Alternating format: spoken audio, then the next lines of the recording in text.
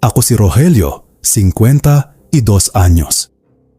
Mahigit 20 taon akong nagtrabaho bilang sepulturero sa isang pampublikong sementeryo sa barangay San Isidro, Cainta, Rizal. Hindi naman talaga pangarap kong maging sepulturero. Napunta ako sa trabahong ito dahil kailangan kong kumita para sa pamilya. Noong una, akala ko simpleng trabaho lang, hukay ng lupa, ayusin ang puntod, tumulong sa paglilibing, tapos uuwi na. Pero habang tumatagal ako sa trabaho, may mga bagay akong nakita at narinig na hanggang ngayon, hindi ko pa rin maipaliwanag. At may isang gabi na hanggang ngayon ayaw ko nang balikan. Nangyari iyon noong 2018, kasagsagan ng tag-ulan. May tumawag sa akin isang hapon. May namatayan daw at kailangan nilang maihanda agad ang isang puntod dahil kinabukasan ng libing. Alas 5 na ng hapon nang pumunta ako sa sementeryo. Kasama ko noon ang kaibigan kong si Mang Boyet na halos 10 taon ko ng katrabaho. Tahimik ang buong sementeryo, madilim na rin dahil makulimlim ang langit. Habang naglalakad kami papunta sa lugar na pagtatapunan ng puntod, biglang sinabi ni Mang Boyet, "Leo, bilisan natin. Ayoko nang abutin tayo ng gabi rito." Napatingin ako sa kanya. "Bakit? Natatakot ka?"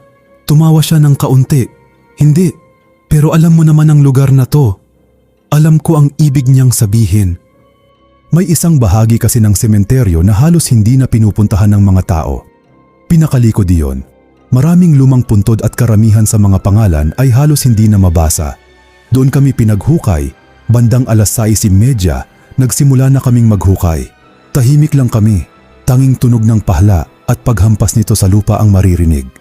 Makalipas ang halos 1 oras, biglang tumama ang pahla ko sa matigas na bagay. Napaatras ako. "May bato," sabi ko. Pero nang alisin ko ang lupa, hindi bato ang nakita ko. Lumang semento pala. May dati ng puntod sa ilalim. Tinawag ko si Mang Boyet. "Boyet, tingnan mo to." Lumapit siya at sinilip ang hukay. Bigla siyang natahimik. "Leo, ano? Hindi dapat nandito yan." "Bakit?" Hindi siya agad sumagot. Sa halip, kinuha niya ang pahla ko at sinimulang alisin ang lupa sa gilid. Pagkatapos ng ilang minuto, nakita namin ang isang lumang lapida. Halos burado na ang pangalan, pero may isang bagay na malinaw pa rin. Isang petsa, 1976. Sinabi ni Mang Boyet na baka kailangan naming ilipat ang lugar ng bagong puntod. Pero gabi na noon at kailangan naming matapos bago mag-alas 10. Kaya nagpatuloy kami. Hindi ko alam kung bakit pero habang naghuhukay ako, parang may kakaibang pakiramdam, parang may nakatingin sa amin. Ilang beses akong napalingon. Wala naman, puro puntod lang. Bandang alas 8, biglang tumigil si Mang Boyet. "Leo, ano? May narinig ka?" Huminto ako, nakinig ako, at doon ko narinig. Parang may kumakatok 3 beses, galing sa bandang likod namin. Tiningnan ko si Mang Boyet, baka sanga lang. Pero umiling siya. Walang puno doon. Pareho kaming natahimik. Makalipas ang ilang segundo, mas malinaw at mas malapit. Hindi na kami nagsalita. Nagpatuloy kami sa paghuhukay. Pero habang lumalalim ang hukay, lalo akong kinakabahan. Hanggang sa biglang, bumigay ang lupa sa ilalim ng pahla ko. Napaatras ako. May maliit na puwang sa ilalim. At mula roon, may malamig na hangin na biglang umihip pataas. Tumayo ang balahibo ko. "Boyet," lumapit siya. Pareho kaming nakatingin sa butas. At pagkatapos, may naamoy kami. Hindi ko maipaliwanag ng maayos. Pero hindi iyon amoy ng lupa. Para itong amoy ng isang lumang silid na matagal nang nakasara. Biglang sinabi ni Mang Boyet, "Tigil na tayo."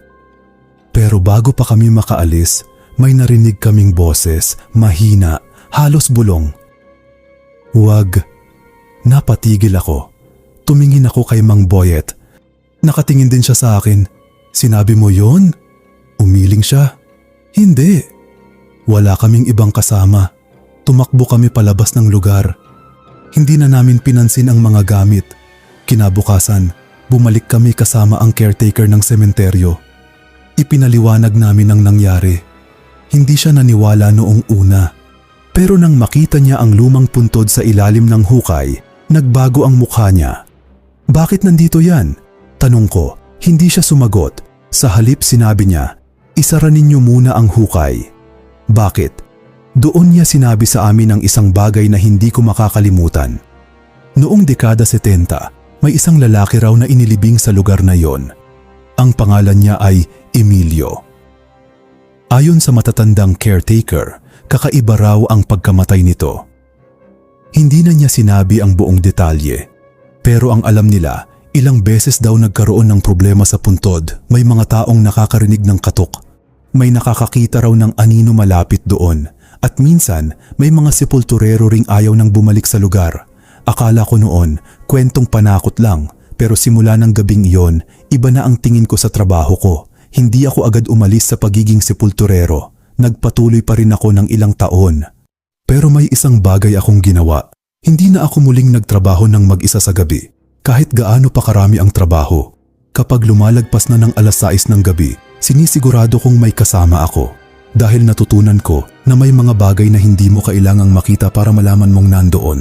At hanggang ngayon, kapag naririnig ko ang tunog na katulad ng narinig ko, napapaisip pa rin ako sa gabing iyon. Kung ano ba talaga ang kumatok, kung sino ang nagsabi ng huwag. At higit sa lahat, kung bakit parang ayaw niyang may hukayin sa lugar na iyon. Maraming taon na ang lumipas. Hindi ko alam kung nandoon pa rin ang lumang puntod, pero may isang bagay akong sigurado.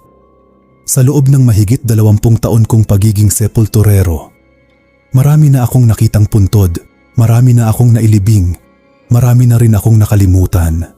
Pero may isang puntod na hindi ko kailanman makakalimutan dahil doon ko unang naintindihan na hindi lahat ng bagay na nakabaon sa lupa ay dapat pang hukayin. At kung may isang payo akong maibibigay sa mga katulad kong nagtatrabaho sa sementeryo, kapag gabi na at may narinig kang kumakatok mula sa ilalim ng lupa, huwag mo nang alamin kung sino iyon. Umalis ka na. Dahil baka sa sandaling sagutin mo ang katok, ikaw naman ang sundan niya pauwi. Maraming salamat sa pakikinig sa kwento na aking nararanasan sa pagganap ko sa aking trabaho bilang sepulturero.